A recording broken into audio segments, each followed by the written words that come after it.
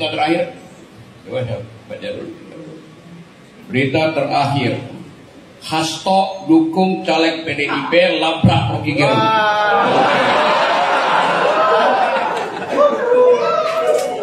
Ya sebut itu kebebasan berpendapat. Oke, fair enough itu. Tapi pendapat hanya disebut pendapat kalau ada yang menentang. Beda menentang berpendapat dan menghalangi orang berpendapat.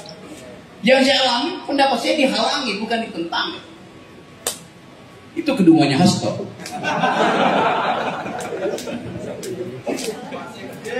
Oke, saya baca itu berita. Apa yang saya baca hari ini? Saya nggak bisa baca yang ujung sana. Di bawah jam itu ada tulisan apa itu? Kalau dibacain agak keras. Dilarang merokok. Dilarang merokok. Karena ini perpustakaan. Kalau di istana tulisannya dilarang berpikir.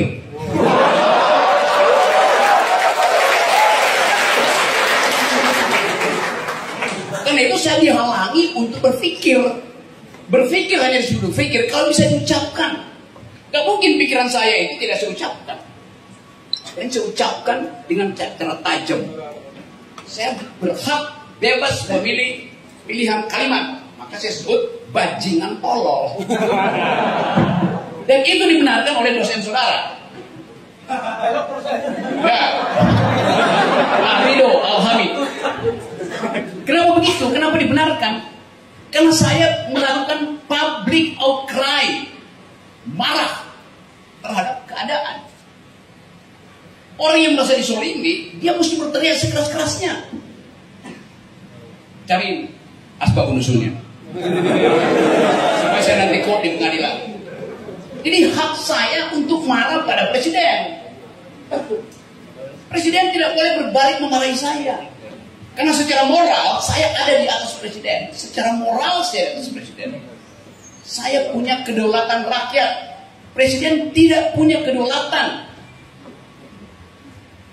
Human dignity, martabat manusia di dalam status dia sebagai insan. Martabat warga negara dalam status dia sebagai warga negara. Dan itu melekat seumur hidup saya sebagai warga negara. Saya punya hak atas martabat dan saya punya hak atas kedaulatan. Presiden punya kedaulatan? Tidak ada. Saya tidak pernah menyerahkan kedaulatan pada presiden. Yang saya serahkan adalah hak politik saya. Begitu pada DPR, tiba-tiba DPR klaim kami memegang kedaulatan rakyat. Dari mana kita kasih? Kedaulatan rakyat itu identitas terakhir dari warga negara, kedaulatan rakyat, kedaulatan dia sebagai rakyat. Kalau diserahkan, habis dia sebagai rakyat. Jadi kedaulatan rakyat tidak boleh diserahkan. Yang boleh diserahkan adalah kepentingan politik. Karena itu, yang relatif adalah kepentingan politik, yang absolut adalah kedaulatan. Itu hal utama yang mesti kita kenali. Jadi, presiden setiap 5 tahun dia dibatalkan, maka gak mungkin dia punya kedaulatan. Saya seumur hidup saya sebagai warga negara punya kedaulatan. Presiden setiap 5 tahun dibatalkan martabatnya, karena itu dia gak boleh punya martabat. Yang punya martabat manusia yang melekat pada dirinya seumur hidupnya. Ini gak ada martabat presiden, gak ada kedaulatan presiden. Jadi dungunya di situ. Tadi Pak Ridho bahkan harus terangkan, Pak Rocky di sini aman. Harus diterangkan bahwa di kampus aman, di perpustakaan aman. Lo yang gak aman di mana kalau gitu? Kan mestinya prinsipnya semua aman kecuali dinyatakan tidak aman. Sekarang dibalik, semua tidak aman kecuali dinyatakan aman. Kan gila negeri ini kan? Semua kampus harusnya aman. Gak ada ketakutan. Karena di sini tidak ada senjata. Yang ada adalah pikiran. Kenapa takut pada pikiran? Yang takut pada pikiran adalah ini orang yang biasanya palsu.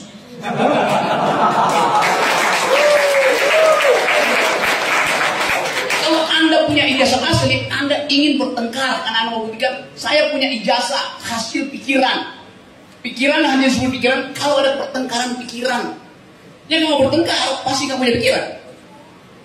Simple logik. Jadi kita ada di sini di perpustakaan, yaitu sumber pikiran. Saya coba cari ilustrasi di masa lalu. Bagaimana perpustakaan itu akhirnya dicurigai sebagai sumber berbahaya bagi kekuasaan. Anda pernah baca buku yang ditulis oleh yang belajar linguistik, yang ditulis oleh Umberto Eco. Ya, Pak Rido baca itu, karena ijazahnya asli. Umberto Eco menulis satu buku tebal kira-kira 1000 halaman dalam bentuk novel intelektual, judulnya Name of the Rose. Name of the Rose, nama dari mawar, semacam sindiran. Isi buku itu, saya kira pasti ada di Pusaka Muhammadiyah. Isi buku itu menceritakan di abad 12-13, perpustakaan di Vatikan dilarang dimasuki oleh umum. Jadi bagi gereja Katolik waktu itu, perpustakaan adalah sumber pengetahuan yang hanya boleh diakses oleh gereja. Berbahaya kalau rahasia gereja. Gereja waktu itu sekaligus kerajaan gitu. Karena paus sekaligus pemimpin agama, sekaligus pemimpin politik.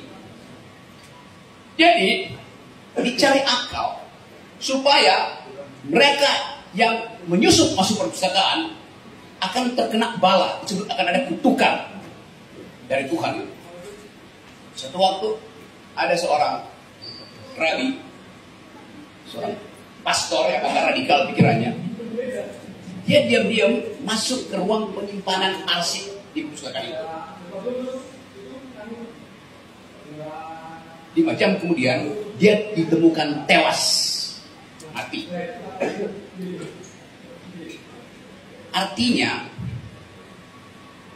si Romo ini yang berusaha untuk membaca pengetahuan dikutuk oleh Tuhan karena dia melanggar larangan Tuhan.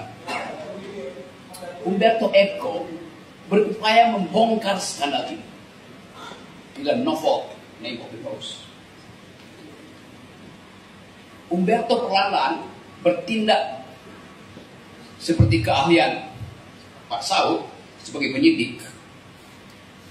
Lalu dia mulai mengerti bahwa semua buku yang mengandung rahasia yang membahayakan kekuasaan Vatikan pada waktu itu diberi racun di ujung kertasnya. Kau pinjam bukunya. Bagian ini diberi racun kecil. Karena